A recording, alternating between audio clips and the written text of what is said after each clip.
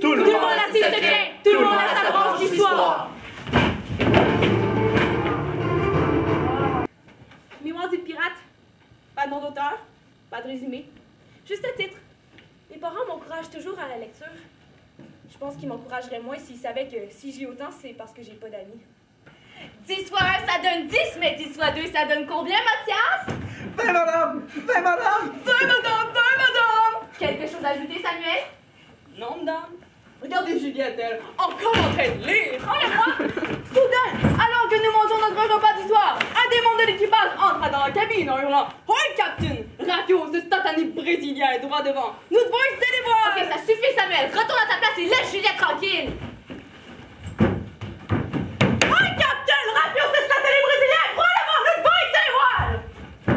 Oh, Captain, soyez pas triste. Yo, Captain, au plaisir de vous voir sur le pont. Mais attendez! Vite, Nancy! Le bateau, il est là, droit devant nous! Mais non, vous avez tout faux! Moi, mon nom, c'est Juliette, comme dans Roméo et Juliette! Oh non, Nancy! Le Brésilien, il est là, droit devant nous! Non, wow, là. C'était pas le Brésilien, là, c'était Samuel Parker, c'était Voldemort, c'était moi, c'était Samuel, là. C'est juste un livre, ça se peut pas. Parce que Jules Invisible a écrit un livre. Un livre qui a pas de titre, oui, c'est vrai. Mais un livre qui a un nom d'auteur. Juliette de Roméo et Juliette. Juliette Parker. Jeune femme de 25 ans, mariée à Samuel Parker. Ses 2 enfants, Minerva et Nancy Parker. Tiens, tu lui donneras quand elle aura 12 ans. Merci, maman! Tiens, tu lui donneras quand elle aura 12 ans. Merci, maman. Tiens, tu lui donneras quand elle aura 12 ans. Merci, maman. Bien, moi, j'accouche dans moins de 3 mois, j'ai rien à lui raconter à ma petite pinotte. Tiens, tu lui donneras quand elle aura 12 ans. Merci, maman. La bague, elle est tellement belle. Tu sais, cette bague, elle m'a permis d'être plus forte. Et je peux aller jouer maintenant, Mac? Tiens, quand tu auras une fille et qu'elle atteindra ses 12 ans, tu lui donneras. Wow, merci, maman, il est chouette. Viens t'asseoir ici que je te raconte l'histoire qui va avec. Oh, mais ça peut pas entendre, j'ai une amie qui m'attend dehors. Mais oui, un jour, tu m'écouteras, mon trésor. Dis, maman, tu te rappelles quand tu m'as donné la bague? Bien sûr, ma chérie. Ça te dirait de me raconter l'histoire qui va avec? Ça me ferait plaisir, ma chérie. Maman, j'aimerais bien que tu me racontes l'histoire de notre bijou. Je savais qu'un jour tu comprendrais. Car je sais que la vie est parsemée d'une multitude d'inquiétudes, mais aussi d'une multitude de solutions qui nous aident à grandir. Dis, maman, ça te dirait de me raconter l'histoire d'un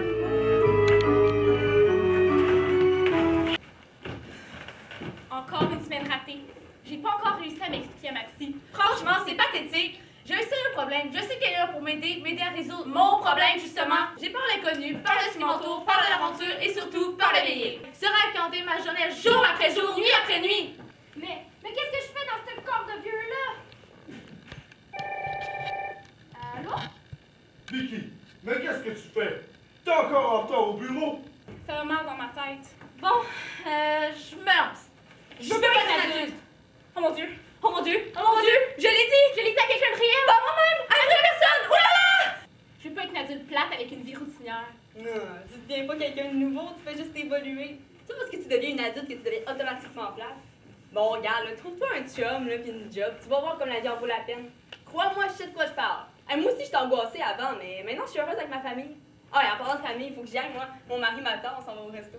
Mais j'espère que mes conseils t'ont aidé, puis au pire, à la prochaine, Vicky. Fini! Merci, Claudia! Dire que j'ai passé des années à payer une psychologue pour rien, quand tout ce qu'il fallait que je fasse, c'est parler à ma meilleure amie.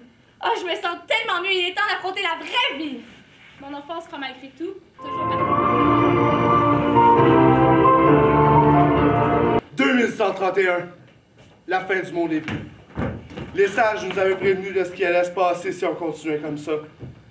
Mais entre faire l'amour à des prostituées puis de voler le peuple, le gouvernement s'en foutait pas mal de l'environnement. Ouais. Entre mourir d'asphyxie ou d'empoisonnement, l'un ou l'autre, je trouve pas ça mieux. Tiens, c'est pour toi. Merci, mais c'est quoi ça? Un cadeau. Une roche? Ben oui, une roche. Ça, vite, faut qu'on parte! La pote s'est fait tuer! Oh, mon amour, mort! Le gouvernement m'a annoncé qu'il y avait une pollution des eaux, il n'y en a plus de l'eau potable, c'est la folie furieuse partout dehors! Qu'est-ce que tu fais? Elle me parlait, mais je ne l'entendais pas. Ça! Arrête ça! Là, je me suis reviré vers elle, puis j'ai dit, Martine. Grand, beau, gentil, mais en couple, pas disponible ou tout simplement pas intéressé. Natasha, Miss Beauté, m'a saboté mon plan. Ben, j'ai commencé par le dessin le plus cliché. Le cœur, le symbole de l'amour pur utilisé depuis la préhistoire. Chaque humain se sent seul sans amour, comme le vide créé par la perte de quelqu'un de cher. Un peu comme un globe terrestre qui me représente en forme de cœur.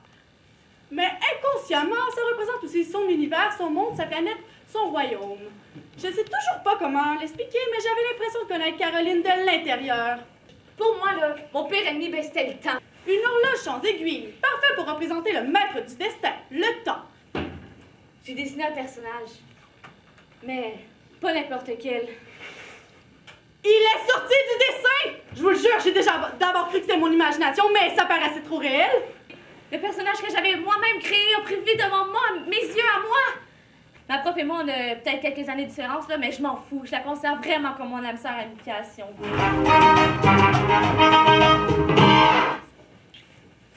Quoi? Vous le trouvez là, mon collier? Bien, laissez-moi vous raconter l'histoire de El Mono.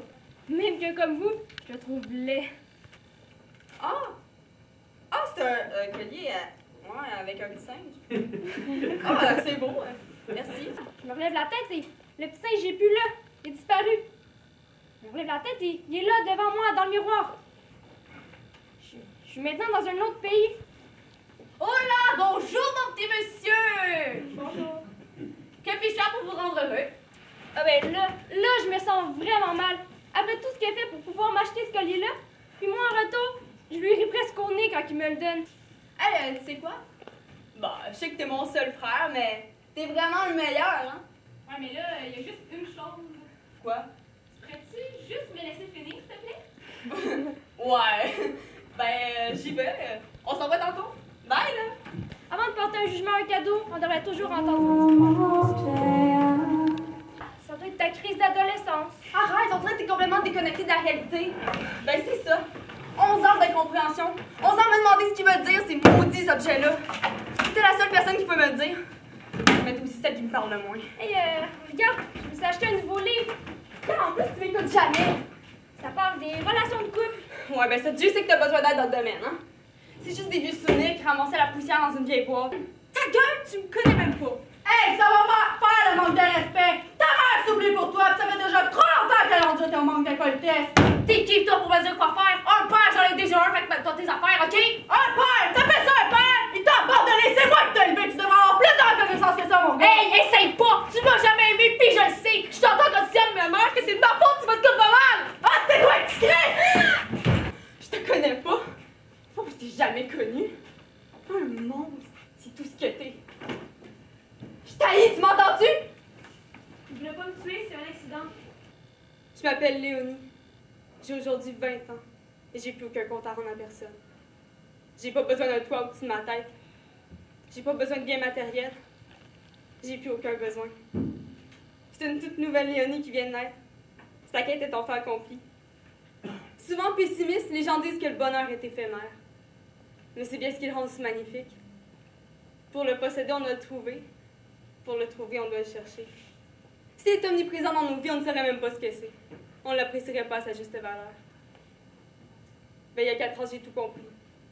Puis j'ai plus rien à craindre. J'ai plus rien, mais j'ai tout à la fois. Éphémère, mais si grand. Pour moi, c'est ça le bonheur. Mémoire d'une pirate, pas nom d'auteur, pas de résumé. Dis-moi, maman, mon enfance sera malgré tout toujours partie de moi. J'ai dessiné un personnage, mais pas n'importe quel. 2121. La fin du monde est venue. Avant de porter un jugement à un cadeau, on devrait toujours entendre son histoire. Des souvenirs, ça s'efface pas. Tout le monde a ses secrets, tout le monde a sa propre histoire.